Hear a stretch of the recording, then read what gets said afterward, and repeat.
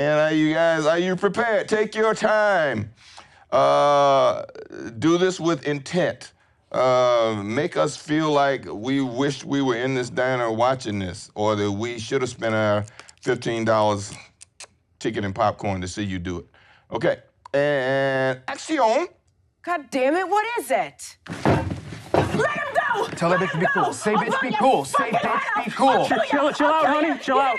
Chill out. Everything's gonna be all right. Everything's gonna be all right. I'm gonna be all right. Cut. Danny, I can't hear you. Okay. You have to speak over her so that he can hear you. Gotcha. And at some point, make him tell that bitch to be, say, bitch, be cool. You know? Mm-hmm. Shut that bitch up. All right.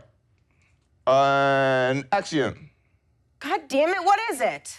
Let him go! Let him go! Say bitch be cool. Say bitch be cool.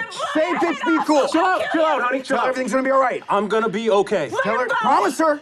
Promise her. I promise. Tell her everything's gonna be cool. Tell her to chill. Just chill out. Okay, what's her name? Yolanda. Okay, Yolanda. You're gonna be cool, right? You're not gonna do anything stupid, are we? Don't you hurt him. Nobody's gonna hurt anybody.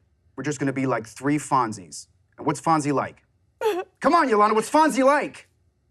What's Fonzie like? He's cool! He's cool. Correctamundo. And that's what we're gonna be. We're gonna be cool. Now, Ringo, on a count of three, I'm gonna ask you to let go of your gun, and you're gonna take a seat over there. But when you do it, you be cool. Ready? 1, 2, 3.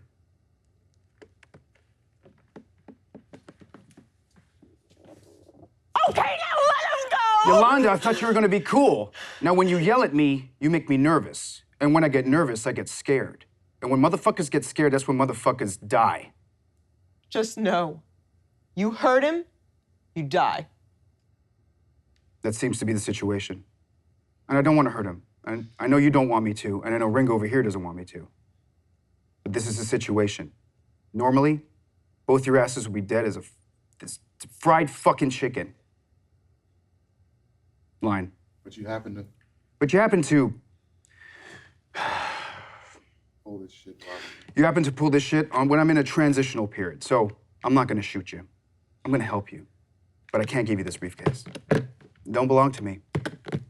And I went through too much shit this morning on the count of this briefcase just to hand it over to your ass. What the fuck is going Vince, I just want on? be cool, man. Don't do a goddamn thing. Louder. Vince, be cool. Be cool, Vince. Don't do a goddamn thing. Stop. Don't not look at that motherfucker. There's a gun on the table. Be cool, Vince. Don't do a goddamn thing. Be cool. Tell her to be cool. Yolanda, we're still cool. Tell her to be cool. It's cool, honey bunny. What Hey, the we're still cool. hell is going on here, Vince, Jules? I just want you to hang back and don't do a goddamn thing until it's absolutely necessary. You got me? Yeah, check. Okay, Yolanda, you're still cool, baby? I want to go home. I know, baby. I gotta know. pee. I know, baby. We're almost through. I'm so proud of you. Ringo's here is proud of you. This is almost over. Now, Ringo, I want you to reach into that bag and pull out my wallet. Which one is it? It's the one that says bad motherfucker on it. That's my bad motherfucker. Now open it up. Pull out the cash. How much is in there? About $1,500. Great. Put it in your pocket. That's yours. Along with the other wallets in the register. It's a pretty successful little score. You give this Nimrod $1,500 and I will shoot them He ain't gonna do a on goddamn thing. general Vince, principle. Shut the fuck up. I got this. And I'm not just giving him this money. I'm buying something from this money. And you know what I'm buying there, Vince? What? I'm buying your life. I'm giving you that money so I don't have to kill your ass. You ever read the Bible? Not regularly. Well, I got this thing memorized. Ezekiel 25:17.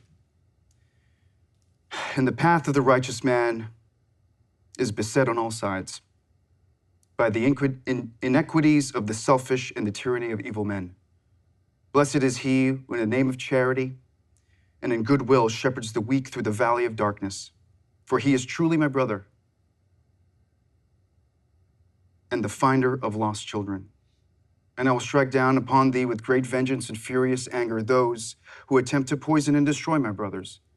And you will know my name is the Lord when I lay the vengeance upon you. I've been saying that shit for years. And if you ever heard it, it probably meant your ass. And I never really questioned what it meant. I always thought it was just a cold-blooded thing to say to motherfuckers just before you pop a cap in their ass. But I saw something this morning that made me think twice. Now I'm thinking it could mean that you're the evil man. And I'm the righteous man. Mr. 45 here, he's the shepherd protecting the flock. Or it could be that you're the righteous man, and I'm the shepherd, and the world is evil and selfish. I like that. But that shit ain't true. The truth is, you're the weak, and I'm the tyranny of evil men. But I'm trying.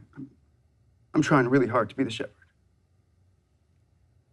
Okay, cut. What? How'd you feel about that? I'd like to do it again. Why? But, what would you do different if you did it again?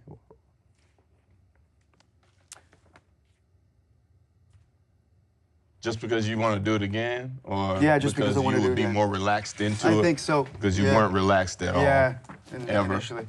Ever. You had that energy of, I'm trying to get through it. I mean, even after I said, take your time, and I said louder, Yeah, I felt myself louder, rushing, giving yeah. yourself a chance to be loud and Yeah. expend that energy so you can relax back into what you need to relax into to calm yourself. You know, it's almost like somebody else in the room had a gun on you. You know, Okay. you never felt, it never felt like you were in control, Right. that you were being ruled by the words. You were being ruled by what you hoped my opinion of it was going to be. Sure. None of that means anything when you're in the moment of doing it. It's you and him and her. Talking about a gun, I feel like that's perfectly said. As far as I feel like the gun, probably for me too, when I'm to do it, is that the words have the gun on you. You know what I mean? Rather than focusing on the intention, I feel like a lot of us, our first go-to is like, I gotta be fucking word perfect. Right. The words have gotta be perfect. Yeah. Rather than saying, you know what? Here's my intention. Here's what I want him to fucking know. Here's the transition that I'm going through today. Yeah. Right. Rather than that, we don't do after first. We go, well, Brandon's got to get these fucking words right. Yeah. Right. Yeah. That's the problem. I feel like that's Yeah. I was just trying to get through it. Yeah, For exactly. sure, yeah. All right, fair enough. When you get to that point of understanding, like I was talking about this last part of the speech, when you finally get to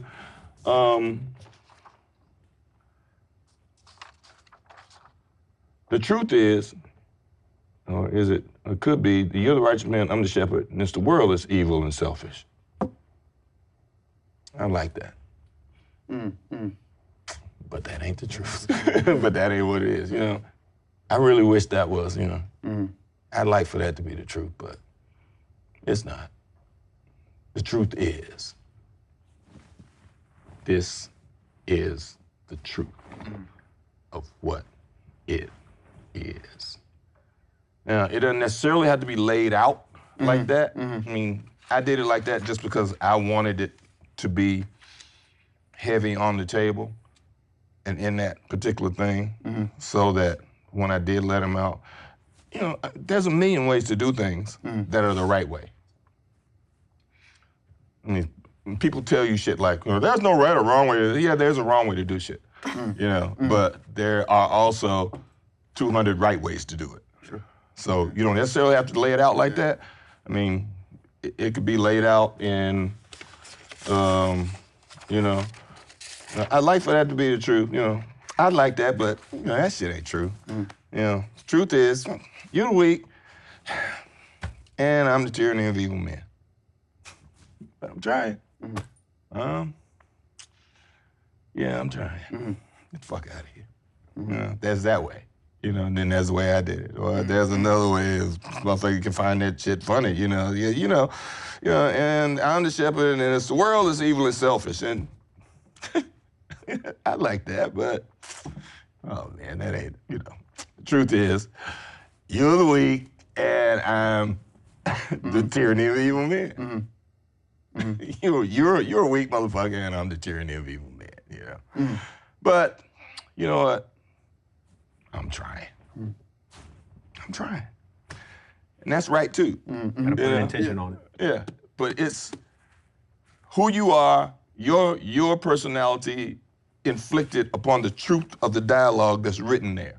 You know, because no matter what we say about creating characters and characterization and all this other shit, it's still you doing it.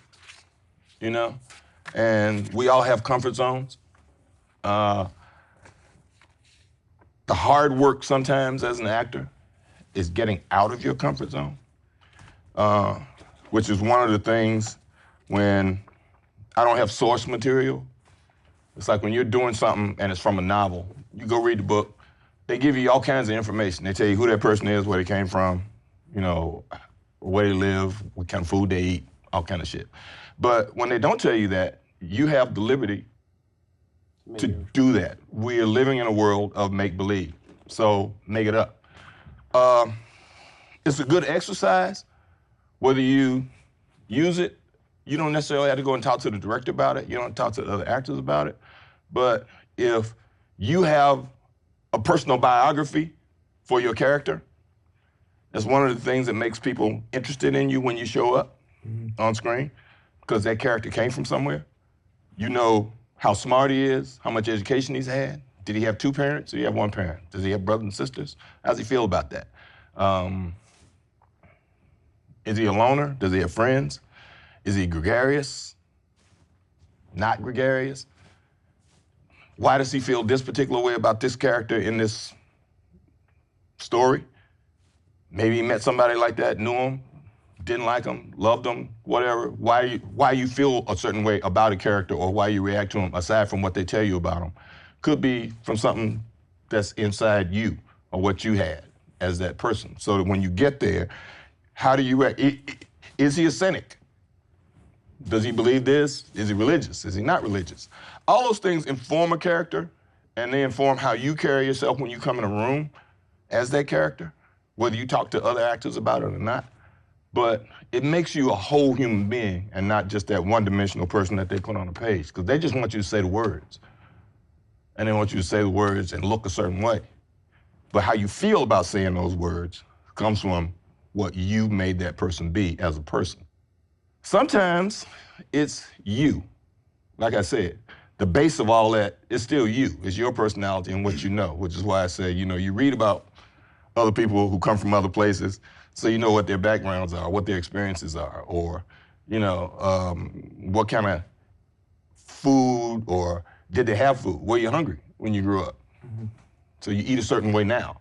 Or were there a lot of people around you so that when you eat like this, as opposed to eating openly because you're not worried about somebody reaching across on your plate and taking your shit, you know? Or do you sit away from people, or do you talk to people like this? You know, do you invade their space because you're that guy? Right. A space invader, you know? So all those things help how you inhabit a space of a character when you're being that person. That has nothing to do with you, but you have to force yourself to try and be that. But once you've created that person who has this personality that's not yours, that has their own personality, that person can do all kinds of shit that you would normally do. So you gotta find who that is in the context of that story when you're there doing it, you know? And Jules has been doing shit. I mean, I know that none of you had the time to like figure out that, you know, Jules has been killing people for a long time since he was a kid. He and Marcellus grew up together, gangbangers together, whatever. So he's been killing people for Marcellus for a long time. And his mom and them probably, you know, your mom's like, I told you about hanging out with that Marcellus boy, but he kept hanging out with that Marcellus boy because he was going to church too, which is why he knows this kind of shit, you know, and he has that whole God thing that comes in. He's got some guilt because his parents put that shit in him, you know, but he can't walk around with it. He's got to be Jules. So there's that, but you didn't have time to get all that. But even like I said, if you're using this as an audition piece, you might sit down and think about that, but that's a way to get inside of him, figure out, you know, why does he talk this way and why does he feel this way? And you can make that shit up. So it becomes a reality for you, so that when you say it, it's not a speech on a page. It's a natural thing that comes out of his mouth. Right. You know. So that's what we're doing. Who hadn't been on this side of the table yet?